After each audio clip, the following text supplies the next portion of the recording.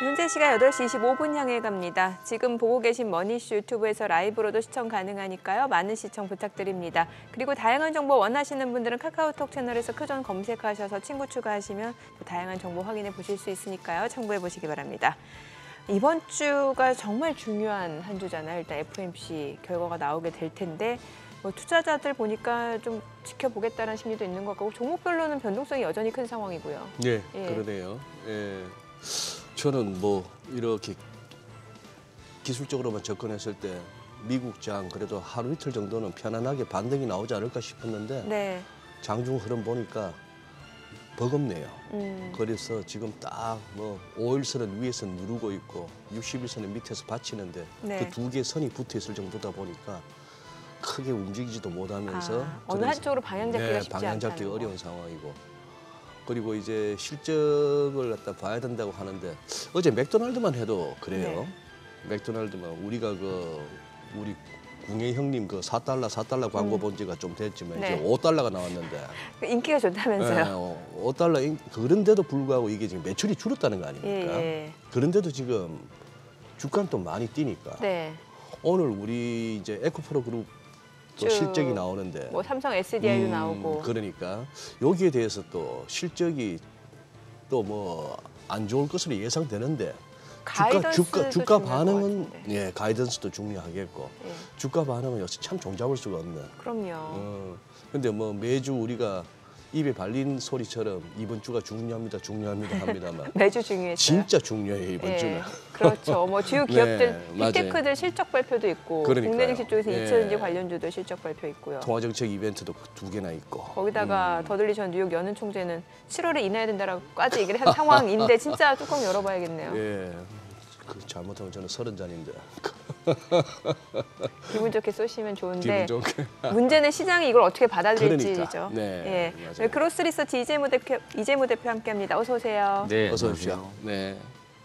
지금 뭐 뉴욕장 뭐 저는 이렇게 잘 못 움직인다라고 이렇게 정민행하고 잠시 정리했습니다만 어떻게 어제 장 보시니까 어떤 느낌이 드세요? 네, 뭐 말씀하신 대로 뭐 그렇게 막 큰 움직임이 없었습니다. 이제 그 올해 내내 좀 분위기 좋았다가 좀 잠깐 이제 그 하락을 좀 맞으면서 시장이 약간 이제 불안했었는데요. 뭐 지금 이제 추세가 저는 개인적으로 뭐 꺾인다거나 그렇게 보지는 않습니다. 그리고 어제 같은 경우는 뭐 계속 헤드라인 나오긴 하는데요. FOMC 회의가 있다 보니까 뭐 관망을 했다 이렇게 표현을 많이 하는 것 같습니다. 빅 이벤트가 있다 보니까 뭐 개별 기업들 실적도 있지만 이제 지금 증시 전반적으로 좀 상승을 이끌어 줄 만한 이제 가장 핵심인 이 금리 이슈가 있어서 그 FOMC 회의 결과를 대부분 기다리는 것은 아닌가라고 보고 있습니다.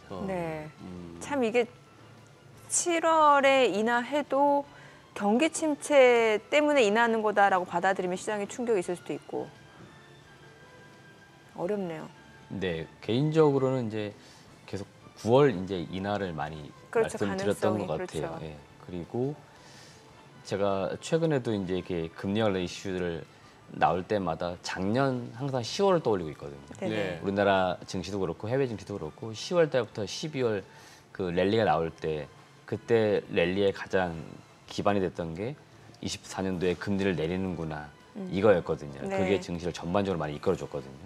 그런데 그때 여러분들 기억하실지 모르겠지만 많은 이제 글로벌 IB들이 3월이다, 6월이다 해가지고 뭐 서로 경쟁하듯이 이야기했었지만 지나고 보니까 어떻습니까? 다 다시 틀린 이야기 됐고요. 그래서 제가 말씀드리고 싶은 거는 이번에 아마 7월달 금리를 뭐 진짜 내릴지 깜짝해서 인하를 할지 뭐 아니면 이제 동결한 다음에 이제 9월로 넘길지는 모르겠지만 그 답을 이번에는 이제 확실히 얻을 수 있지 않을까라고 시장은 계속 바라고 있는 것 같습니다. 그렇기 때문에 제가 개인적으로 이제 시장 참여자로서 기대하는 거는 9월달에 진짜 금리를 내릴지 않을지에 대한 답을 좀 이번에 줬으면. 근데 그 답을 만약에 파월 의장이 주지 못하면은 시장은 또 불안감을 그 불확실성을 가지면서 또 약간 변동을 보이지 않을까라고 생각을 합니다. 그렇기 때문에 이번에는 좀 확실하게 좀 뭔가 시그널을 줬으면 하는 그런 이제 기대를 갖고는 있습니다.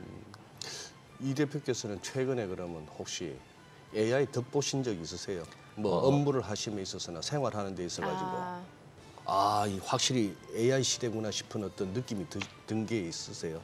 개인적으로 생활함에 있어서는 가장 일상적으로 쓰는 건 이제 저희 스마트폰을 쓰기 때문에 네. 예. 저는 삼성 걸 쓰다 보니까 네. 예, 저는 하이 빅스비를 부르거든요. 네. 아. 그래서 이제 몇 시야, 날씨 이런 걸 많이 그냥 활용을 하고요. 그다음에 근데 이거는 이미 있었던 기능 아니에요? 벌써 아니, 네.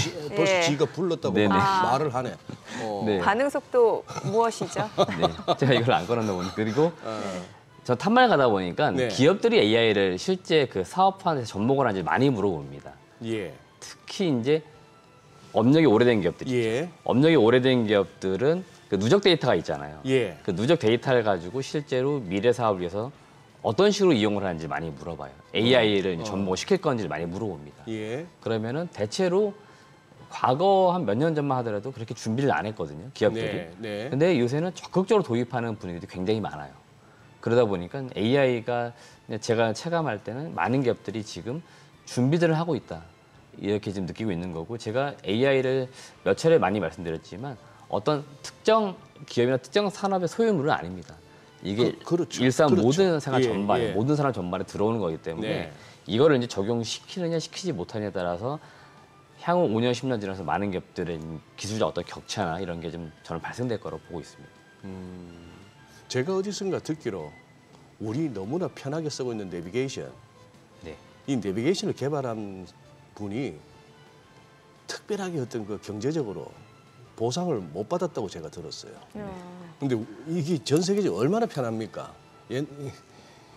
내비게이션 없는 세상 생각하면은 특히나 길치들은 진짜 운전하기가 겁이 날 텐데. 네네.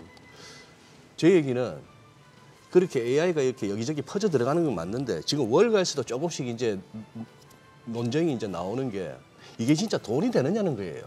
실제로 AI를 활용해서 기업이 수익을 기업의 거두고 수익이 있느냐. 되느냐는 거지. 이제 뭐 최고의 지금 전 세계적으로 최고는 그거 아닙니까? 오픈 AI 아닙니까? 샘 알트만의. 네. 이 친구들이 뭐 이 회사가 금년에 50억 달러, 우리 돈으로 한 7조 적자가 날 거라면서 그동안 이래저래 투자받았던 돈들 다 그냥 눈 녹듯이 녹아갖고 없어졌다. 뭐 이런 얘기가 슬슬 나오니까 그 부분은 좀 고민스러운 것 같아요. 이게 AI 기술 발전 맞고 조금씩 생활에 스며드는 거는 맞는데 그걸로 그럼 과연 마이크로소프트나 뭐 오픈 AI는 아직 상장도 안 된 기업입니다만 그런 부분이 조금 이제 최근 들어서 기술주들이 좀 조정받는데 하나의 배경 아닌가 싶기도 하고.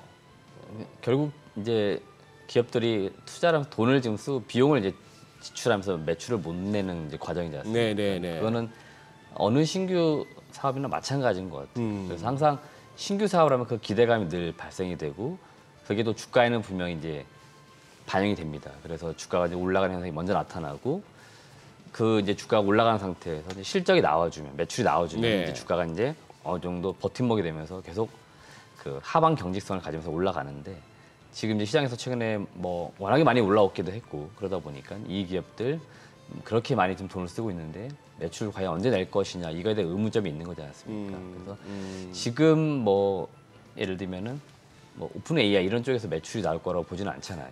예. 다만 이제 제조 기반에 두고 있는 뭐 그 엔비디아라든지 이런 쪽은 그래도 그러니까. 그런 대로 지금 이 매출 이익이 지금 나올 거고 국내에만 하더라도 사실은 이제 반도체 우리나라는 사실 반도체 기업들이거든요. 예, 그러다 보니까 이 기업들이 지금 실적이 나오느냐 지금 삼성전자, SK하이닉스 실적이 나오는 거 잘 보시면 대부분 다 HBM 쪽이 지금 실적이 나오는 거잖아요. 그러니까 우리나라는 결국 반도체가 수혜를 봐야 되는데 지금 실제로 수혜를 보는 거기 때문에 AI 쪽에서 실제로 미래에 너무 큰 그림을 그려놓고 그 수익을 못 낼 경우에는 좀 주가에는 분명 영향이 있을 거고 향후 좀 더 길게 보면은 네. 회사 존폐에도 분명 영향을 미칠 예. 거예요. 이건 제가 작년에도 분명히 말씀을 드렸습니다. 대표적으로 우리나라가 AI 관련돼 가지고 뭐 의료 AI 이런 쪽 기업들이 엄청 올라갈 때 저도 나름대로 그 기업들 탐방 가봤었고 그 기대치를 갖고 있었지만 한 몇 년 지난 지금 상태에서는 너무 밸류에이션 상으로는 비싸진 건 맞다고 말씀드렸거든요. 예. 지금도 제가 최근에 보지만 그 기업들 주가가 좀 비싼 편입니다. 여전히. 네. 근데 미래에 지금 계속 청사진을 그려주고 있어요. 기업들이. 근데 조만간 제가 볼 때 1, 2년 안쪽으로 숫자가 그렇게 나오지 않으면은 주가에 심한 타격이 있을 것 같습니다. 그러니까 여러분들이 그 기업들, 그러니까 투자 대비 과연 이제 뽑아내는 그 시점이 언제일지를 꼭 따져보시는 게 중요하다고 좀 말씀드리고 싶어요. 네. 어제 이제 국내 증시 보니까 모처럼 외국인이 다시 한번 좀 대형주 쪽으로 집중적으로 매수를 해주는 것 같았는데 보니까는 섹터는 또 달랐던 것 같아요. 기존에 샀던 섹터가 아니라 네네.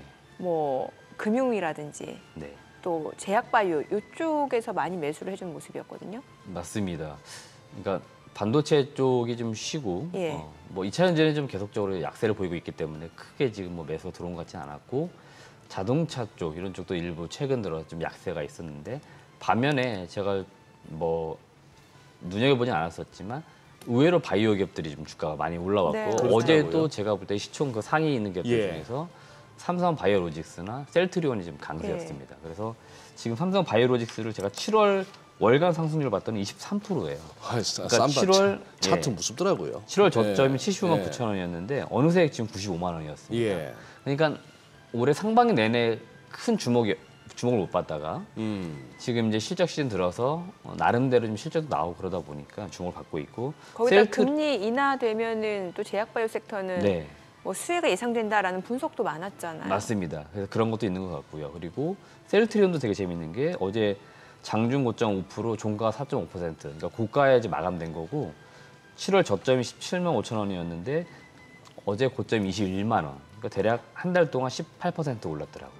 그러니까 셀트리온도 주가가 올해 내내 그렇게 한가당하다 했는데 한 달 사이에 좀 쭉 시세가 좀 나오고 있습니다. 그래서 지금 흐름으로 굉장히 좀 좋은 분위기 만들어지고 있고 방금 이정미 앵커 말씀해 주신 것처럼 개인적으로 금리가 내렸을 때 가장 크게 수혜를 볼 수 있는 섹터는 저는 바이오로 보고 있습니다. 바이오 우리나라의 뭐 대형주들은 그런 대로 매출 이익이 나니까 돈을 예, 버니까 현금 창출이 예. 있어서 뭐 회사를 꾸준히 뭐 이어나갈 힘은 있지만 중소 신약 개발 업체들은 지금 사실 자금줄이 막힌 기업들이 굉장히 많거든요. 그러니까 무언가 해보지도 못하고 지금 뭔가 사업에 어떤 존폐위기 많이 놓여 있는 기업들이 굉장히 많아요. 그러니까 바이오 기업들이 여튼 실질적 수혜를 보느냐 아니냐 이걸 떠나서 금리를 내린다는 그 기대감에 투자 심리는 굉장히 회복될 수 있다는 거. 그래서 지금 바이오 주들을 이번 7월 넘기면서 8월 이렇게 9월 좀 하반기로 가면서는 분명히 좀 봐야 되지 않을까라고도 의견을 좀 드려보고 싶습니다. 어제 또 꿈틀거렸던 게 이거 뭐로 분류해야 됩니까? 이게 영일만입니까? 대왕고래입니까? 대왕고래? 대왕고래라고 네, 네, 부르나요? 네. 영일만 관련주 아니면 뭐 대왕고래. 시추 관련주? 예. 뭐 이쪽도 또 이제 꿈틀거리는데 뭐 뉴스가 있었나요? 이쪽은 이제 계속해서 이제 사업이 프로젝트가 진행이 되면서 프로젝트화. 네. 이제 그런 것들이 계속 시장에 전해지면 이제 주가가 이제 반응이 나오는 것 같고요. 어제도 네. 보니까 다음 달에 대왕고래 이제 프로젝트 개발 관련돼서 주관사를 입찰한다 이런 소식이 좀 나온 것 같습니다. 그래서 그런 것들이 전해질 때마다 대표적으로 지금 뭐 한국가스공사, 화성밸브, 뭐 한선엔지니어링 소위 말하는 그 이제 관련된 기업들이 이제 테마성으로 이제 변동을 보이는 지금 시장이 그 계속 지금 이어지고 있습니다. 그래서 이쪽은 그 프로젝트 이슈 있을 때마다 올라가기 때문에 개인적으로는 그냥 이쪽이 뭔가 실제 수혜가 있느냐 없느냐 이거를 뭐 논하기보다는요 그냥 하나의 테마군으로 지금 자리를 잡아버렸고 그냥 트레이딩에 좀 능하신 분들은 주가가 이제 빠져서 가격적으로 좀 쌀 때 사놨다가 어떤 이슈 이벤트 일정을 좀 체크해 두신 상태에서 그런 것들이 실제로 좀 이슈화되거나 뉴스화되면은 그때 주가가 또 반짝이 올라가니까 그때 그냥 매도에 던지는 그냥 어떤 트레이딩 종목들 정도로만 지금 봐야 되지 않을까라고 말씀을 드리고 싶어요. 금융주는 어때요? 금융주 뭐 최근에 또 밸류업 기대감도 있는 상황에서 계속해서 외국인들도 러프를 보내고 있었던 거잖아요. 맞습니다. 예. 이제 은행주들이 어제 이제 기업은행을 이제 끝으로 해가지고 시중 네. 5대 은행은 대략 실적 발표가 다 나온 것 같아요. 네네. 예, 예. 실적들은 대부분 다 잘 나왔다라고 보시면 되겠고 실적과 함께 시장에서 계속 관심을 갖는 건 아무래도 그 주주 환원 정책인 것 같아요. 이제 배당 관련된 내용들인 것 같고 그래서 아마 그런 것들이 또 일부 좀 주가에는 영향을 미치고 있고 최근에 좀 시세가 강하게 나오고 있는 게 우리금융지주입니다. 우리금융지주가 다른 KB금융이나 신한지주 이런 기업들에 비해서는 좀 주주 환원 정책이 발표되는 이런 것도 좀 늦었거든요. 근데 최근에 뭐 배당이라든지 이런 것도 이야기하면서 자사주 소화 이런 것도 이야기하면서 좀 주가가 반응이 나오고 있고요. 은행주는 개인적으로 봤을 때 지금 좀 주가가 올라올 만큼 올라왔다라고 좀 보고 있거든요. 그렇기 때문에 지금 신규 매수라든지 이런 걸 좀 접근하자 이런 이야기는 아닌 것 같고요. 네네. 다만 증권가에서 지금 분석하는 내용들 중에 재밌는 내용이 있어서 좀 전달드리고 싶은 거 있는데 보통 은행주들을 그 밸류에이션 할 때 그 PER로 보기보다는 PBR을 많이 보는 것 같아요. 그래서 PBR 맨 하단에 보시면은 지금 KB금융이 0.56배고 신한지주가 0.52배, 의류금융지주가 0.36배, 기업은행이 0.34배인데요. 이 은행주들은 대체로 주가 방향성이 같이 간다는 겁니다. 그래서 지금 KB, 신한, 하나 이런 것들 주가가 먼저 올라왔는데 상대적으로 의류금융지주나 기업은행이 좀 덜 올라갔어요. 그러면은 이 밸류에이션상 갭을 좀 메꾸는 또 얼추 주가의 흐름이 비슷해지는 흐름이 있다는 겁니다. 그래서 지금은 만약에 혹시라도 은행주를 내가 사보겠다 그러신 분들은 PBR 관점에서 좀 낮은 기업을 접근해보는 게 맞다라고 말씀드리고 싶고요. 제가 요 은행주들, 국내 은행주들을 좀 동종 업종을 비교를 하려고 글로벌 그 은행 업체들하고 좀 비교해봤는데 글로벌 지금 업체들도 높은 밸류를 받는 기업들은 1배, PBR 1배 넘게 해도 받지만 0.6 또 0.5 받는 기업들도 꽤나 있습니다. 이거는 미국, 일본 선진 은행들하고 비교했을 때도 우리나라 은행들이 지금 PBR 기준 봤을 때는 얼추 비슷하게 올라간 기업들이 꽤나 있다는 겁니다. 아, 그래요? 그래서 저는 지금 은행주들이 더 갈 수 있는 힘은 있겠지만 신규를 매수해서 그 상승 여력을 크게 가져가겠다. 이건 좀 어렵기 때문에 좀 리스크 차원에서는 약간 올라온 기업들은 좀 주의가 필요하다는 의견을 드리는 겁니다. 네네. 저 방산주도 여쭤보고 싶은데 어제 보니까 사실 이제 한화 에어로스페이스, LIG, 넥선도 좀 많이 올랐고 실제로 지금 이제 미국에서도 뭐 방위산업 같은 경우는 이제 정부 예산 비중이 굉장히 중요한데 앞으로 지금 정부 예산 미국 같은 경우는 더 늘어날 여력이 있는 상황이고 실제로 로키드 마틴 실적도 좋았고 앞으로 가이던스도 좋다고 하더라고요. 그러면 국내 방산주들도 그런 흐름이 좀 따라갈 수밖에 없는 상황인 거잖아요. 근데 이미 뭐 국내 방산 업체들은요. 그 지난 한 2년 전부터 수주가 많이 들어와 있기 때문에 이걸 가지고 좀 수주 베이스상 실적을 쌓아가는 데는 크게 무리는 없어 보이고요. 네네. 어제 이제 좀 주목받은 게 한국항공우주인데 예. 한국항공우주가 사실 올해 좀 그렇게 주목을 많이 못 받았었거든요. 왜냐면은 다른 방산업체, 그러니까 하나 에어로스페이스나 LIG, 넥스원, 현대로테 이런 기업들은 그런 대로 올해 수주나 실적이나 전망이 좋았는데 한국항공우주는 그닥 실적이나 전망이 올해 그렇게 좋지는 않았습니다. 네. 근데 2분기 이런 거 보니까 실적이 그런 대로 잘 나온 것 같아요. 그러다 보니까 실적 발표 이후에 주가 좀 반응이 나오고 있고요. 개인적으로 지금 방산주들 지난주에도 말씀드린 것 같은데 밸류에이션 기준으로 보시면은 PER 20배 지금 미만, 대략 17배, 20배 지금 거래가 많이 됩니다. 그러면 좀 더 올라갈 수 있는 여력은 있는데 제 기준 놓고 볼 때는 그 상승 여력은 역시나 좀 많이 크지는 않습니다. 네. 그래서 그만큼 좀 올라와 있기 때문에 지금 신규로 매수하기 살짝 부담이 있다는 말씀 많이 드리는 거거든요. 네. 그래서 저는 늘 이제 종목을 볼 때 웬만하면 좀 쌓아서 상승 여력이 큰 종목을 선호하기 때문에 만약 올라간 상태에서 더 간다라고 해서 사기보다는 그냥 좀 저점에 사는 상태에서 좀 기다려서 많이 올라가기를 기대하는 그런 종목들을 좀 기대하다 보니까 방산주들은 그냥 흐름만 놓고 보고 있다라고 좀 말씀드리고 싶습니다. 아니 왜냐하면 그 트럼프 전 대통령이 이제 집권을 하게 되면은 이제 그 자국의 방위비 증가에 대해서 계속해서 얘기를 하다 보니까 그러면 미국이 그런 식으로 국방비를 많이 예산을 할당을 하다 보면은 나라별로 또 그러한 흐름이 있을 수 있게 되고 그러면은 이런 방위 산업 같은 경우는 조금 더 이런 정부 예산에 맞물려서 그런 수혜가 예상될 수 있는 섹터 아닌가 싶어서요. 그건 맞습니다. 예. 그건 맞고 이제 미국의 대선이 있기 때문에 한 3개월 남았잖아요. 대선까지는. 그래서 그 전까지는 분명히 그게 또 주가 변동을 줄 수 있는 요인이라고 보고 있습니다. 네네. 그러니까 트럼프 그다음에 최근에 이제 카멜라 해리스가 이제 부통령이 지명될 것으로 예상되고 있는데 이 각 민주당, 공화당의 그 정책에 따라서 이 방위 산업, 그다음에 뭐 가산에서 다양한 정책에 있어서의 이슈가 있을 때마다 주가 변동은 나올 수 있기 때문에 특히 이제 트럼프가 좀 위에 있다는 얘기가 나올 때마다 방산주들은 이제 소위 말하는 트럼프 수혜주로 이제 분류가 예, 되면서 예. 분명히 움직임이 나올 수 있다. 그래서 그 변동성은 나올 수 있다. 이건 하나의 이제 모멘텀, 주가를 올리고 내리고 변동 요인인 거고 기본적으로 제가 말씀드린 거는 이제 기업들이 지금 나오는 실적이나 펀더멘탈을 가지고 제가 앞서 말씀드린 거기 때문에 지금 이 기업들이 당장 오늘 내에 올라갈 거냐 이거 말씀드린 게 아니고요. 네네. 최근 한 달 올라갈 거냐 이게 아니고 지금 이 기업들의 그 수주나 실적 베이스로 두고 주가가 어느 위치에 와 있느냐 이걸 좀 말씀드린 거니까 지금 바닥권인지 좀 고가권인지 생각을 하고 지금 우리가 들어가자고 말씀을 드린 거예요. 네. 다소 조금 이렇게 시작하기 전이나 뭐 올림픽 개막할 무렵까지만 해도 여느 때에 비해서는 조금 국민적 관심도가 떨어진 것 같았던 이번 파리 올림픽 그래도 이제 초반에 막 금메달이 쏟아지니까 다시 또 밤중에도 보니까 여기 아파트촌에서 와 환호성이 들리더라고요. 이제 새벽에 조금 산책을 하는데 아이고 오죽하면은 그 얘기가 돌더라고요.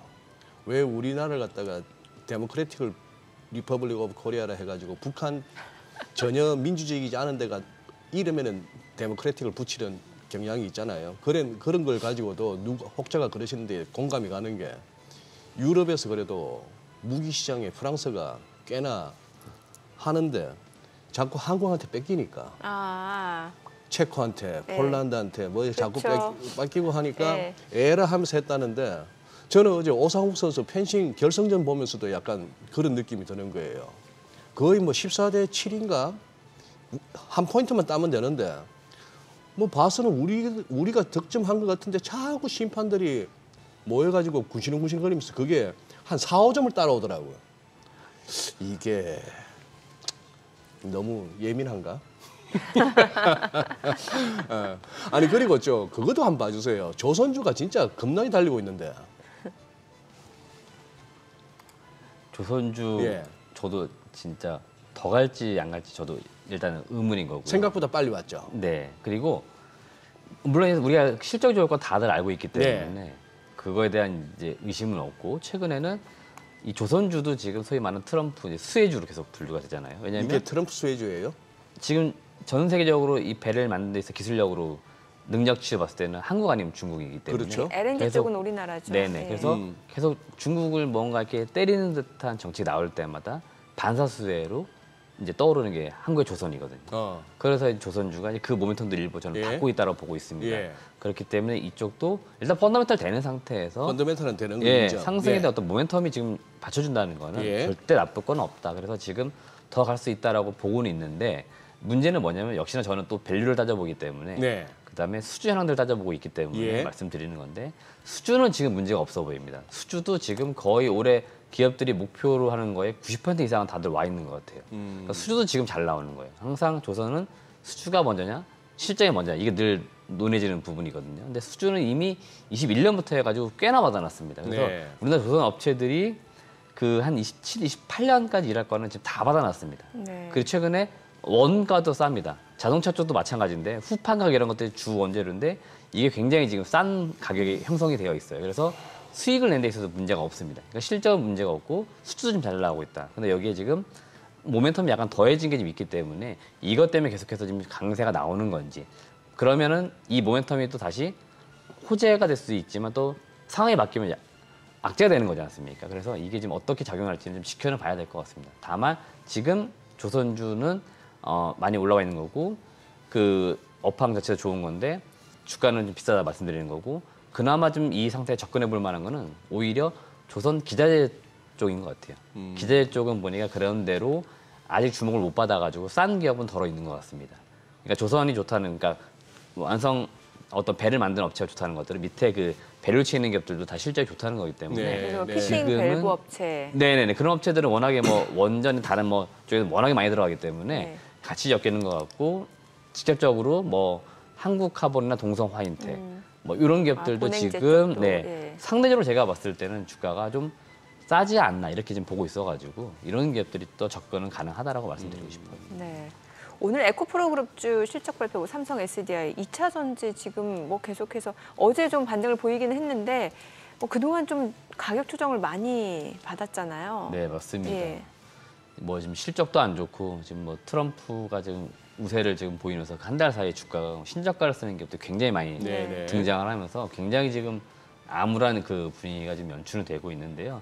이거는 결국 이제 시간이 다 해결해 줄 거라고 봅니다. 그래서 지금 뭐 최근에 다시 좀 시장의 오해가 좀 풀리고 있는 것들은 뭐 민주당이 되든 공화당이 되든 그 IRA와 관련된 법안 이런 것들 폐지는 어렵다 이런 것들이 많이 전해져가지고 예. 뭐 그게 엄청나게 뭐 트럼프가 전기차 쪽에 악재가 될 거라고 보지는 않아요. 그렇기 네. 때문에 이거는 그냥 하나의 그냥 이벤트라고 여러분들 보시면 좋을 것 같고 근본적으로 지금 업황 해결이 돼야 되는 업황이 지금 해결이 안 되는 거잖아요. 그러니까 전기차가 지금 많이 팔리던가 아니면 원가 이런 것들이 좀 올라오던가 해야 되는데 이거는 결국에는 수요가 기반이 되는 거잖아요. 수요가 지금 그렇게 많지는 않습니다. 그렇기 때문에 지금 이 수요는 어떻게 결국 개선될 거냐면 결국 저는 금리라고 봐요. 금리가 계속 내려와 줘야 한다는 겁니다. 그래서 금리 인하의 어떤 수혜 섹터로 저는 개인적으로 전기차 업종으로 보고 있기 때문에 결국 금리가 내려오면서 일반 소비자들이 나름대로 좀 쓸 수 있는 돈이 또 늘어나면은 차량 구매 이런 것들은 분명히 늘어날 수 있고 그리고 지금 전기차 업종 그 배터리 셀 업체, 양극재, 음극재 이런 소재 업체들도 해야 될 일은 뭐냐면 지금 공장을 꾸준히 짓고 있기 때문에 결국 이 양을 늘려야 되는 거죠. 그러니까 지금 판가를 더 올리기는 어렵기 때문에 결국 시장이 커지면서 양을 늘리는 전략들. 그러려면 결국 공장을 증설한 게 좀 돌아가면서 뭔가 매출이 나오는 이런 흐름이 나와야 되는데 아직 2분기 상으로는 그런 흐름은 분명히 없을 겁니다. 그래서 이번에 실적 발표된 이후에 시장에 향후 가이던스를 줄 때 그래도 공장 가동률을 좀 올릴 수 있다. 이런 이야기들 좀 전해주면은 나름대로 시장은 좀 긍정적으로 받아들이지 않을까. 그럼 그게 결국 투심 돌릴 수 있기 때문에 좀 그런 측면에서 기대를 하는 거지. 지금 숫자라든지 이런 거에서는 우리가 기대할 부분은 좀 없다라고 좀 말씀드리고 싶어요. 네, 지금 시각 8시 50분 지나갑니다. 오늘 양시장 예상 체결지수 체크해 보도록 하겠습니다. 먼저 코스피부터 보도록 하죠. 오늘 코스피 강보합 출발 예상되고요. 예상 체결지수는 2,769포인트, 코스닥 0.3% 소폭 하락 예상됩니다. 예상 체결지수는 805포인트입니다. 시가총액 상위 종목 예상 체결가 보도록 하죠. 삼성전자 0.7% 상승 예상되고요. 호가는 81,800원, SK하이닉스 지금 호가에서는 2.7% 약세가 예상되고요. 예상 체결가 191,200원이죠. LG에너지솔루션 보합 예상되고요. 삼성바이오로직스가 오늘 0.4% 상승 예상됩니다. 호가는 94만4천원으로 집계가 되고요. 현대차 보합 예상됩니다. 기아가 0.6% 상승할 걸로 보여지고요. 지금 호가는 114,500원, 삼성전자 우선주는 63,100원으로 집계가 됩니다. 0.9% 하락 예상되고 있죠. 셀트리온 오늘 0.2% 상승 예상되고요. 호가 209,500원, KB금융은 0.4% 내림세가 예상됩니다. 신한지주 보합 출발 예상되고 있습니다. 코스닥 시가총액 상위 종목 예상 체결가 보도록 하겠습니다. 에코프로비엠 오늘 호가에서는 1% 하락이 예상됩니다. 지금 176,400원으로 집계되고 있고요. 그밖에 알테오젠, 에코프로, HLB 호가에서는 아직까지는 큰 움직임 나타나지 않고 있는 상황이고 삼천당제약이 0.5% 상승할 걸로 보입니다. 지금 호가는 18만 5천원으로 집계가 됩니다. 셀트리온제약 오늘 보합 출발 예상되고요. 엔캠 0.7% 상승할 걸로 보여집니다. 호가는 16만 7,900원, 휴젤 보합 예상되고요. 리가캠바이오가 0.6% 하락이 예상됩니다. 호가는 86,300원, 플래시스 1% 약세 예상되고요. 예상 체결가는 48,800원으로 집계가 되고 있습니다. 지금 이제 개장까지 8분여가량 남았는데요. 글쎄요, 일단은 지금 시장 전체적으로 봤을 때는 미증시와 마찬가지로 조금 방향을 좀 탐색하는 과정이 이어지지 않을까라는 생각이 드네요. 그러네요. 네. 네. 참 저는 오늘 좀 그러네요. 저는 또 확실히 진짜 시장은 아무나 장담 못한다 싶네요. 저는 오늘 중에 2,800원 간다고 봤는데 그게 쉽지가 않네요. 참 묘하네. 네. 그래도 이제 어제장 같은 경우는 좀 소장님이 출발 아쉽다고 하셨지만 그래도 결과적으로는 어제는 생각보다 좋았던 괜찮았고. 날인데 그 탄력이 아니 FMC에서 어떻게 되건 간에 실적이 어떻건 간에 이거는 일단 흘러 내리다가 밑에 발이 닿았으면 거기서 한번 도움닫기를 했으라도 2,820원 고사하고 2,800원 그래도 한 가져야지 그걸 못 가네요. 참. 예. 개장하고 뚜껑 열어봐야겠죠. 또 열어봐야겠는데. 예. 지금 우리가 이 대표님하고 2차 전지 얘기를 마무리가 된 건가요? 네, 맞습니다. 네. 2차 전지는 마무리가 됐고. 예, 숫자로는 아직 확인이 되진 않지만 그래도 이제 조금 중장기적으로 놓고 봤을 때 가격적인 메리트는 분명히 있다. 이 정도로 이해하면 되겠죠. 네, 맞습니다. 예, 그 금투세 얘기 좀 해볼게요. 세법 개정안 내용 좀 봐야 될 것 같은데 이제 금투세 폐지 내용이 담겼는데 이게 여러 가지 이견이 있습니다만 일단 주식 투자자 입장에서는 그래도 좀 긍정적인 소식 아닌가요? 네, 이제 금투세 지금 폐지 관련돼서 아직 확정된 건 아닙니다. 왜냐하면 그 내용이 담겨 있는 거죠. 네네. 예. 결국 이게 또 국회에서 논의가 좀 이루어져야 되고요. 그러다 보니까 지금 정부 여당이나 이런 쪽에서는 이제 폐지를 이제 확정하는 것 같지만 이제 야당 쪽에서는 아직까지 이제 확정을 안 한 것 같고 지금 이제 제1야당인 민주당 쪽에서는 이제 8월 18일 이제 이후에 좀 공식적으로 내부 논의를 좀 해서 뭔가 당론을 결정을 한다라고 합니다. 그래서 결국에는 이제 이런 것들이 여야 간에 지금 협의가 이루어져야만 이제 폐지로 이제 갈 수 있는 이제 분위기가 만들어지는 건데 아직은 확정이 안 된 상태에서 역시나 좀 불확실성을 가지고 있는 상태인 거고요. 금투세에 관련돼서는 이제 결국에는 개인들에게 좀 불리하다는 이야기가 계속 있습니다. 그러다 보니까 이게 이제 제가 좀 바라봤을 때도 좀 분명히 뭔가 균형이 맞지 않는 그런 정책인 것 같아요. 그래서 저도 이 스토리를 좀 찾아봤더니 2019년도에 이게 증권사 이익을 대변하는 금융투자협회가 이 거래세 폐지, 그다음에 금융투자소득세 도입을 제안하면서 2020년도에 이게 도입이 됐다고 합니다. 그러다 보니까 실제로 기관한테는 유리할 수밖에 없는 거고 개인에게는 불리한 네. 예, 이런 이제 어떻게 제도가 돼버린 거죠. 그래서 예. 정책이 돼버리다 보니까 오히려 지금 이게 장기 투자로 큰 수익을 내시는 분들도 더 불리하더라고요. 네, 그래서 저도 개인적으로 장기 투자자 보니까 상당히 이 법안에서 약간 네. 불만을 갖고 있거든요. 네. 왜냐하면은 이게 결국에는 내지 않던 양도소득세를 내는 개념이 되는 거고 그렇죠. 그러다 보니까 그 금액도 꽤 큽니다. 제가 이제 비교를 해드리면 1년에 한 1억의 매매 차익을 달성을 했다 그러면은 연간 한 1,100만 원의 금투세를 납부를 하게 됩니다. 네. 그러다 보니까 실제로 안 내던 걸 이제 내게 되면 세금이라고 하는 건 그렇잖아요. 그렇죠. 예. 안 내면 더 좋다라고 느끼는 건데 갑자기 내라고 하면 이게 좀 기분이 안 좋은 거거든요. 그러니까 이 그럼요. 개인 투자분들에게는 이런 법안 자체가 상당히 좀 안 좋게 작용할 수밖에 없는 거고 우리나라가 시장 이야기할 때 해외는 특히 미국 같은 경우에는 장기 투자가 활성화돼 있어가지고 되게 각광을 받고 있는데 한국에서는 네. 절대 장기 투자하면 망한다, 안 된다는 얘기 많잖아요. 예. 그러니까 투자 문화 자체도 안 좋게 만들 수밖에 그러게요. 없어요. 이렇게 되면 그럼 계속 매매만 빈도를 높여질 수밖에 없는 겁니다. 그러다 보니까 장기 투자하시는 분들에게 상당히 불리해지면 누가 장기 투자를 하겠냐 네. 이런 얘기 나올 수밖에 없는 거죠. 그러다 그러니까 지금 보니까 5천만 원에 대해서 이제 비과세를 하는 거고 나머지 양도 차익에 대해서는 22% 세율인 맞습니다. 거죠. 그러다 보니까 실제로 이제 장기 투자분들은 굉장히 이제 불만들 많이 가지고 계시죠. 그래서 5천만 원까지 벌면은 세금은 안 내는 거고. 그렇죠. 그렇죠. 그 금투세는? 이유, 네네. 그 그러면, 이후부터 내게 그러면 되는 6천만 원 벌면은 천에 5천에 대한 20, 20%. 네네네 그런 개념입니다. 천에 대한 20%한 200만 원. 네네. 그래도 220만 원. 그래도 1,000만 원 더 벌고 200만 원 세금 내는 게 낫네. 그죠? 그래도 벌고 내는 거 벌고 내는 게 낫네. 이제 네. 우리 투자 심리상 그런 거잖아요. 예전 같으면 안 됐는데 갑자기 내게 되니까 이게 이제 그런 거고 예. 기관 같은 경우에 이제 금투세를 안 내다 보니까 그럼 기관도 내야 되는 거 아니냐라는 얘기가 계속 글쎄, 나오는 거죠. 누군 내고 누구는 안 냅니까 또? 네. 기관은 이제 나름대로 이제 그 법인세라는 걸 또 별도 내는데 그 세율에 또 차이가 우리는 뭐 있는 개인 거죠. 소득세니 뭐니 세금 안 냅니까? 뭐 세금 진짜 너무 많던데. 네, 내다 그래서 보니까 뭐 그 세금은 늘 이제 민감하게 작용할 수밖에 없는 거죠. 예. 저보다 세금 더 많이 내시나 보다. 정민행 그 세금 하는 순간에 눈썹이 올라가네. 아니 세금은 싫죠 원래 다 그러죠? 모든 분이. 아유. 지금 여기 그거 한번 봐주시죠. 요것도 벌써 살짝 일단 고비에 도달했나요? 전력 관련 전선 잘 달린다 싶더니 이쪽은 제가 볼 때는 이제 뭐 소위 말하는 살아있는 네. 펀더멘트는 살아있는데 지금 스토리도 주가는 그렇고. 비싸다고 하지만 네.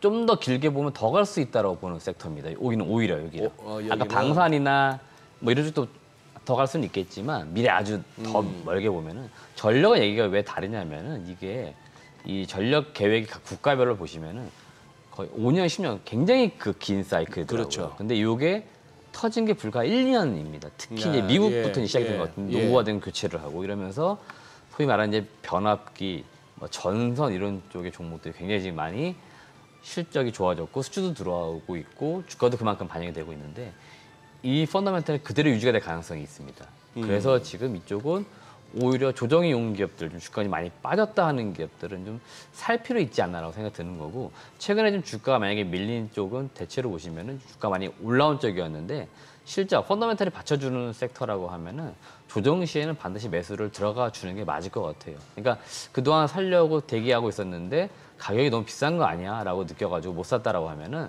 고점 대비하면 주가가 20-30% 내려와 있다. 그러면 이런 종목들 섹터는 좀 접근해볼 만하지 않나라고 좀 의견을 드리고 싶습니다. 야, 근데 참 이 61선에 걸쳐 있는 종목들이 참 많네요. 지금 이제 전력 설비 전선 관련해서 한번 그래도 자주 회자되던 재룡전기 빨리 한번 펼쳐보니까 이것도 딱 61선에 오니까 또 이렇게 딱 하락이 멈추나 싶기도 하고 한데 이게 지금 뭐 61선 아니면 120선이 지수도 그렇고 삼성전자도 그렇고 하이닉스도 그렇고 주요 섹터별로 주요 종목들은 전부 지금 여기서 이제 그동안의 하락 조정 멈춘 거야 아니면 더 밀려야 조정이 끝나는 거야 이걸 갖고 막 고민하는 모습이 너무 역력하네요. 네, 맞습니다. 하여튼 뭐 밸류에이션으로도 아직 그 비싼 것까지는 아니에요. 지금 많이 올라온 기업들이 이제 한 21배 정도 받고 있거든요. HD 현대일렉트릭 보니까 어제 종가 기준 21배 받고 있거든요. 올해 예. 실적 대비 예. 추정 PER이죠. 예. 24년도. 25년도 실적은 아마 전망이 더 높을 거예요. 그럼 그 이야기들은 추정 PER, 25년 추정 PER로는 더 내려간다는 얘기니까 실제로는 아마 그런 것들 때문에 최근에 이제 실적이 나오면서 그 증권가에서 목표 주가가 일부 좀 상향 조정되는 이유들은 여기에 좀 있다라고 여러분들 보시면 될 것 같아요. 네. 자, 오늘 뭐 지금 대형주들 호가에서 줄줄이 좀 약세 출발 예상이 되고 있는데 결과적으로는 이번 주 주요 빅 이벤트들을 확인하고 가겠다는 심리가 좀 반영이 되는 것 같습니다. 오늘 국내 증시 흐름 확인해 보죠. 개장합니다.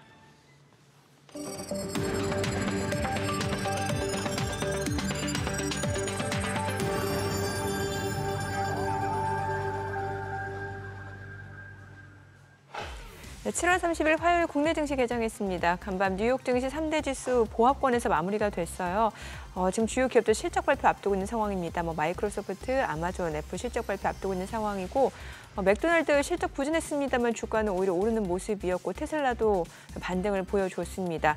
FOMC 이번 회의에서 9월달 금리 인하에 대한 신호를 또 얻어낼 수 있는지 여부에 투자자들 좀 촉각을 곤두세우고 있는 상황이고 결과적으로 지금 시장 자체는 좀 상승 모멘텀 찾기는 쉽지는 않아 보이는 것 같습니다. 양시장 출발 지수 좀 보도록 하죠. 코스피가 0.7% 떨어집니다. 어제와 분위기가 또 다릅니다. 지금 2,742포인트, 코스닥 0.3% 떨어집니다. 805포인트입니다.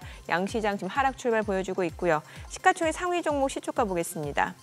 지금 아무래도 대형주들이 지금 줄줄이 약세를 기록하다 보니까 코스피 낙폭이 좀 커지고 있는 상황인데 삼성전자 지금 0.9% 떨어집니다. 84,400원이고요. SK하이닉스도 2% 약세 191,200원. LG에너지솔루션도 0.6% 떨어집니다. 327,500원. 삼성바이오로직스가 약보합으로 939,000원이고요. 현대차가 0.98% 하락합니다. 254,000원. 기아가 0.6% 내림세네요. 112,900원. 삼성전자 우선주 1% 떨어집니다. 셀트리온이 1.2% 하락으로 206,500원이고요. KB금융도 1% 약세입니다. 89,700원. 포스코홀딩스가 0.69% 하락하면서 365,500원이고요.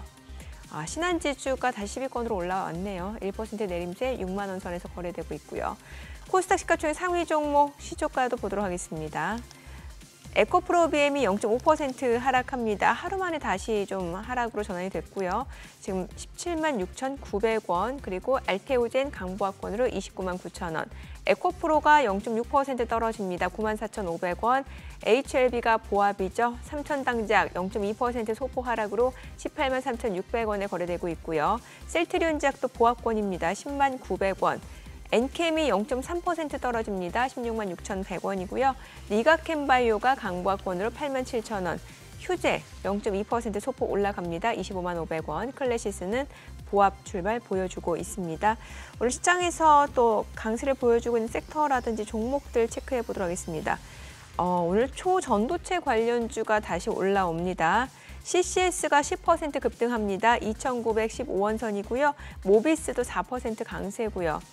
신성 델타테크도 2% 이상 올라갑니다. 56,200원, 서남 2.78% 상승합니다. 4,245원, 덕성도 3% 강세고요. 아센디오도 0.8% 올라갑니다. 탑 엔지니어링도 1.2% 상승 보여주고 있습니다. 오늘은 초전도체 관련주들 강세 보여주고 있는 상황이고요. 그리고 이제 피팅, 밸브 쪽. 이거는 이제 역시나 대왕고래 관련주 쪽으로도 엮여 있죠. 한선 엔지니어링 4.5% 상승합니다. 다만 좀 윗꼬리를 달고 내려오는 형국이기 때문에 또 빠르게 좀 차익 실현에 나서고 있는 물량들도 꽤 있는 것 같습니다. 화성밸브는 약세고요. KSP가 지금 3.5% 상승 중이고 태광 2.6% 올라갑니다. 17,280원. 하이로코리아 2.5% 상승 중입니다. 이런 종목들 같은 경우는 성광밴드까지도 조선 기자재 쪽으로도 엮여 있는 섹터라고 보셔도 될 것 같아요. 피팅 밸브 쪽. 그리고 오늘 또 물류 관련주들 흐름 좋네요. KCTC가 8% 강세입니다. 6,050원이고요. STX 그린 로지스도 7.2% 올라갑니다. 그리고 인터지스도 1% 상승 중이고 태웅 로직스도 0.7% 올라가고요. 그 밖에 동방 3% 강세 보여줍니다. 물류 관련주도 흐름 좋고요. 마리화나 관련주는 또 올라가네요. 다만 상승 탄력이 그렇게 크지는 않습니다. 이전과 비교했을 때요.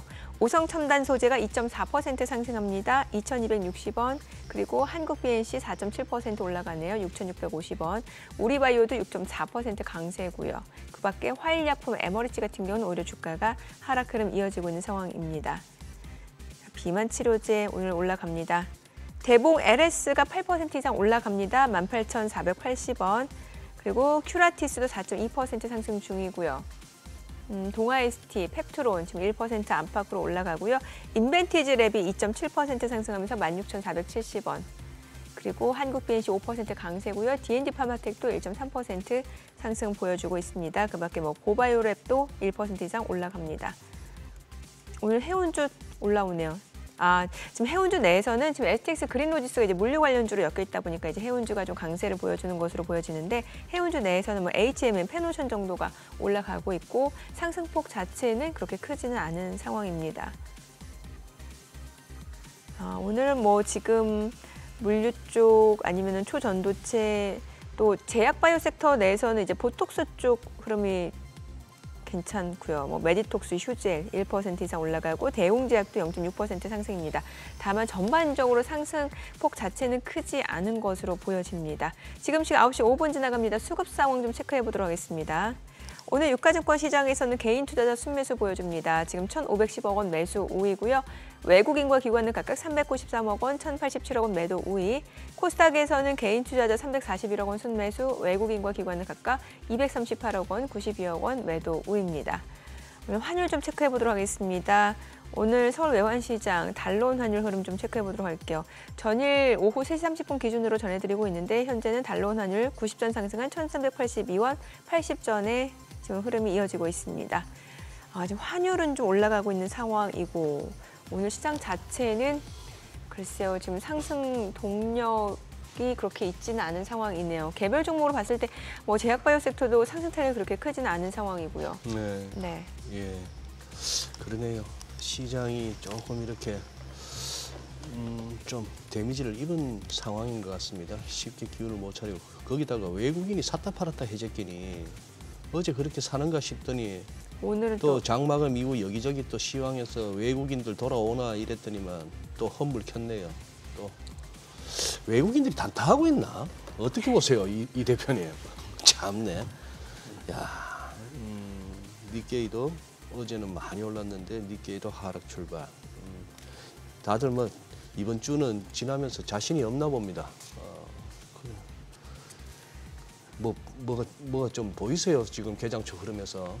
일단 저는 개인적으로 눈에 띄는 건 어제 테마랑 오늘 테마가 이게 완전 반대로 되어 있습니다. 어제 급락했던 쪽이 테마가 지금 대부분 상위에 올라와 있고요. 반면 어제 올라왔던 쪽이 이제 다 지금 보면 하락 섹터로 가 있습니다. 그래서 어제는 좀 정반대 지금 흐름되어 있고 시장 분위기 어제 좀 좋았기 때문에 오늘 이런 식으로 가게 되면 좀 약세는 면치는 못할 것 같고요. 그래서 일단은 지금 시장 흐름은 이제 그렇다라고 보시면 되니까 그냥 전형적으로 테마와 테마 간의 어떤 순환매가 지금 계속 이루어지고 있다 이렇게 지금 보시면 되고요. 그 와중에 이제 계속적으로 기업들 실적이 나오잖아요. 그러면 이제 펀더멘탈 중심으로는 실적 나오는 쪽에서 이제 좀 올라가는 쪽이 있고 또 반대로 차익실에 나오는 쪽도 있습니다. 그래서 굉장히 시장을 봤을 때는 헷갈릴 수밖에 없는 그런 시장이다라고 보시면 될 것 같습니다. 수급적으로만 계속 움직임이 계속 나타나는 시장이라고 보시면 될 것 같고 이거는 우리나라 어떤 그 시장의 일부 그 좀 특징 중에 하나라고도 보시면 될 것 같아요. 그리고 이제 8월 넘어갈 건데 아마 이런 장세는 뭐 FOMC에서 엄청나게 좀 좋은 호재로 인식될 만한 내용이 나오지 않는 이상은 뭐 계속 이런 흐름이 나올 수밖에 없을 거다라고 좀 보시면 될 것 같습니다. 야, 그 와중에 삼성바이오로직스는 3반은 잘 버티고 있네. 와. 최근에 뭐 외국인들 좀 꾸준하게 러브콜을 해주고 있는 상황이고 오늘도 보니까 외국인들 매수거든요. 그러네요. 예. 이제 이 대표님 종목 진단이나 들어야겠다. 반도체 갖고 계신 분들 어떻게 해야 돼요? 제가 지난주에도 말씀드렸는데 아니 왜냐면 SK하이닉스 제 주변에 25만 원 되면 팔겠다고 하신 분들 꽤 있는데 그거 놓치고 지금 19만 원이고 삼성전자도 지금 8만 원 지지는 되는데 삼성전자 단타 하시는 분들도 분명 계실 거예요. 지금 오늘 사가지고 한 2, 3% 오르면 팔겠다. 이럴 수도 있거든요. 지금 우리 PD님도 바로 나야 이러시는데. 그러니까 제 주변에 개인 투자 많거든요. 많아요. 제 주변에도 많았어요. 그러니 그거 생각했던 것보다 조금 적게 왔을 때 그냥 정리 좀 하는 게 마음이 편한가 봐. 그러다가 날아가면 더 배 아프죠. 그럼 그거를 한미 반도체 때 많이들 경험했을 한미 거예요. 반도체 때. 예. 물론 이제 한미 반도체랑 저는 지금의 대형주 삼성전자, SK하이닉스는 상황이 좀 다르다고 봅니다. 네. 그러니까 뭐냐면 이제 한미 반도체는 더 갈 수 있다고 제가 의견을 드렸지만 예. 절대 지금 싼 건 아니라고 제가 분명히 예. 말씀을 드렸어요.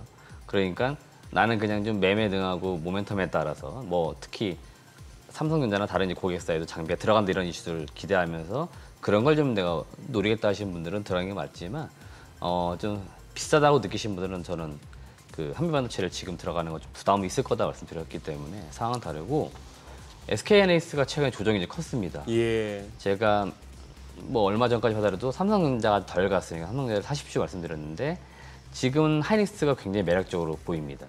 하이닉스를 더 살 수밖에 없는 이유가 뭐냐면은 이 결국 펀더멘털인데요. 이번에 2분기 영업이익이 5.5조 원이 나왔잖아요. 지금 향후 전망을 보니까 3분기는 대략 영업이익 7조 원, 4분기는 영업이익 9조 원입니다. 그러니까 실적에 대한 물론 눈높이가 좀 낮아졌다는 이야기는 있습니다. 그래서 좀 빠졌다는 얘기도 있지만 그럼에도 불구하고 실적은 더 나오고요. 연간 영업이익으로 봐도 올해 20조 정도 예상되는데 내년도에는 30조를 상회한다. 그러니까 지금 반도체 업황이 어디쯤 와 있냐 여러분들 체크를 하는 게 중요해 보여요. 보통 뭐 주가라고 하는 게 그 산업에 6개월 선행을 한다라고 많이 이야기 하잖아요. 그러니까 지금 아직 6개월 뒤를 바라봤을 때 반도체 업황이 꺾이는 거냐? 그런 건 아닌 것 같아요. 그러니까 업황은 좀 더 갈 수 있다고 놓고 보면은 지금 이 주가 하락이 오히려 매수 기회를 주는 것은 아닌가라고 볼 수 있고요. 그렇게 놓고 볼 때는 지금 사두는 게 맞는데 다만 이제 최근에 실적이나 이런 게 나왔기 때문에 급하게 또 V자로 반등이 나오는 그럴 건 아니에요. 약간 또 가격 조정이 있으니까 기간이 좀 지난 다음에 서서히 올라가는 흐름이 나오는 거지 급락이 나왔다고 바로 또 급등이 나오거나 그런 건 아니거든요.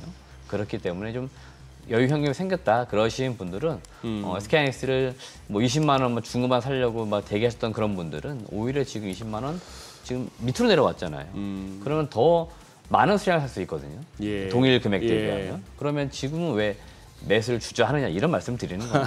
그렇게 올라갈 때는 더 그 용기를 떨어질까 봐 그러죠. 내더니 예, 그때는 더 올라갈 것 같지만 예. 가격적으로 봤을 때 동일 금액이라면 지금 가격이 떨어졌으니까 더 많은 주식 수를 살 수가 있습니다. 그런 많은 수를 사둔 상태에서 상승을 기다리는 것도 저는 나쁘지는 않을 것 같다. 그러면 지금 하이닉스는 굉장히 매력적인 가격이 들어와 버렸고 삼자는 의외로 잘 버팁니다. 그러니까 삼자의 매력은 적어져.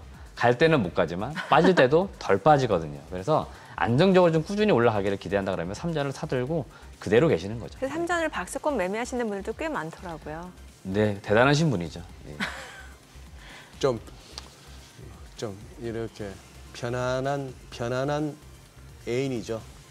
삼성전자가 아, 큰 매력 없고 큰 뭐 설렘 없고 설렘 없고 그거 하지만 그래도 뭐 아주 성질이 뭐 같다 이런 얘기는 안 나오니까 안정적으로 만날 수 꾸준하니까. 있는 애. 예. 그 전에 다녀오신 기업들 있잖아요. 네네. 좀 오늘 좀 추가적으로 내용 전해주실 거 있으면 좀 알려주세요. 네, 일단 몇 개 기업을 말씀드리고 싶은데 네. 첫 번째는 GMB 에스에코라고 제가 6월 25일 날 한 달 전쯤 소개를 시켜드린 기업인데 지난 주말에 그 SK 하이닉스가 용인 클러스터에 투자를 한다라고 하면서 금액을 정확하게 이제 발표를 했습니다. 대략 한 9조 원 정도 일단 투자가 좀 이루어질 거로 지금 공시가 됐기 때문에 공시도 한번 보시면 좋을 것 같고 제가 GMB 에스에코 말씀드릴 때 SK 하이닉스의 신규 팹이 들어설 때마다 동사에 무폐수 스크러버 장비, 그러니까 물을 사용하지 않는 이 스크러버 장비가 들어갈 가능성이 높기 때문에 그 장비 수주를 한번 기대해보자 말씀을 드렸어요. 그래서 어제 같은 경우에도 일부 SK 하이닉스 이제 밸류체인의 장비 업체들 주가 많이 올라갔거든요. GMB 에스에코가 아직 시장에서는 많이 알려져 있지 않기 때문에 그런 점들 주목 못 받았는데 한번 관심 있게 보시면 될 것 같고 지금 SK하이닉스가 이번에 시작을 해서 꾸준히 지금 뭔가 투자가 지금 나올 것 같습니다. 이야기들이. 지금 시장에서는 좀 정리된 내용들이 일부 취재되는 내용들이 지금 약간 첩보처럼 나오고 있는데 아직 확정은 아니기 때문에 취재상에서 일부 내용들이 전해지고 있는데 일단은 좀 첫 이제 투자 얘기 나왔기 때문에 계속 이제 투자 얘기 나올 겁니다. 장비 발주. 그러면 이제 그런 것들이 장비 업체들에게는 수혜가 될 수 있으니까 우리가 지금 시점에서 가격이 많이 내려왔을 때 봐야 되지 않나 말씀드리는 거고요. 두 번째 브랜드엑스 코퍼레이션은 7월 2일 날 이번 달 첫 주에 소개시켜드린 기업이고 그 잭시믹스라는 브랜드를 이제 갖고 있는 네네. 기업이고 이 기업이 중국에 7월 달에 이제 매장 오픈을 할 겁니다 말씀드렸는데 지금 보니까 7월 6일 날 1호점을 오픈을 했고요. 7월 20일에 2호점 이제 오픈을 했습니다. 그래서 지금 중국에 오픈되는 매장 매장당 매출을 추정을 해봤더니 한 3억에서 5억 정도는 나오지 않을까. 근데 지금 이 YY 스포츠라고 해서 중국의 유통을 담당하는 실제 매장을 이제 연 업체가 내년까지 해서 100개의 매장을 좀 열겠다라고 하고 있는데 이렇게 될 경우에 연간 매출액이 300억에서 500억이 더해집니다. 그러면은 중국, 일본, 대만 이렇게 되면 해외 매출이 대략 한 700억에서 한 800억까지 나올 것 같아요. 내년도에.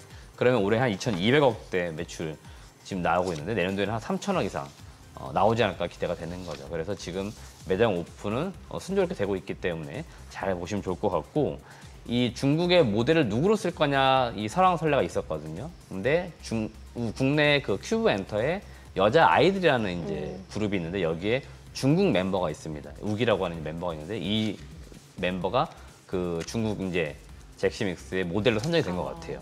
요 지금 멤버의 인스타그램 팔로워 수를 보니까 900만 명이 넘습니다. 굉장히 파워를 갖고 있기 때문에 네. 이 여자 아이들의 멤버를 통해 가지고 중국에 좀 홍보를 하지 않을까 그런 것들 매출이 좀 도움이 되지 않을까라고 기대가 되는 거고요. 마녀공장이라고 제가 지난주 소개시켜드린 네. 화장품 네. 기업이고 어제도 이제 화장품주가 올라오면서 주가가 좀 강했습니다. 한 6% 정도 올라왔는데 뭐 실적은 뭐 상당히 잘 나올 거기 때문에 그거에 대한 의심이 있는 건 아니고 제가 이제 좀 재밌는 게 그 국내 증권 업체 중에 이제 미국의 이제 법인을 이렇게 담당하시는 분이 있다고 하는데 그분이 저희에게 메일이 왔습니다. 예. 그분이 해주신 말이 뭐냐면은 이 미국에 있는 그 기관 투자자들이 한국의 스몰캡 기업들 관심 많이 갖고 있는데 최근에 많이 관심 갖고 있는 섹터가 어디냐고 이제 전에 많이 갖고 있는 게 어디냐고 봤더니 변압기 쪽, 그러니까 전력 관련된 네. 종목군하고 화장품이라고 하더라고요. 어허. 그러니까 미국의 기관들도 지금 국내 스몰캡 중에 변압기나 화장품주 굉장히 많이 관심을 갖고 있기 때문에 그렇게 놓고 볼 때는 외국계 수급이 좀 더 들어올 여지도 있지 않을까. 이건 뭐 마녀공장뿐만 아니고 국내 네. 화장품 스몰캡 기업들 대체로 다 비슷한 맥락일 것 같아요. 그래서 이게 그 투자자들 어떤 분위기, 특히 국내 아닌 해외에서 지금 들려오는 이야기들이니까 그런 것들이 수급적으로 향해 좀 도움이 되지 않을까라고 좀 앱스도 있어가지고 전해드리도록 하겠습니다. 네. 오늘 내용 잘 들었습니다. 고맙습니다. 네, 고맙습니다. 네, 오늘 저희 방송 중에 전해드린 내용과 관련해서 더 다양한 정보 원하시는 분들은 카카오톡 채널에서 크존 검색하셔서 친구 추가하시기 바랍니다. 최근 외국인 관심 있게 보는 리포트까지 확인해 보겠습니다.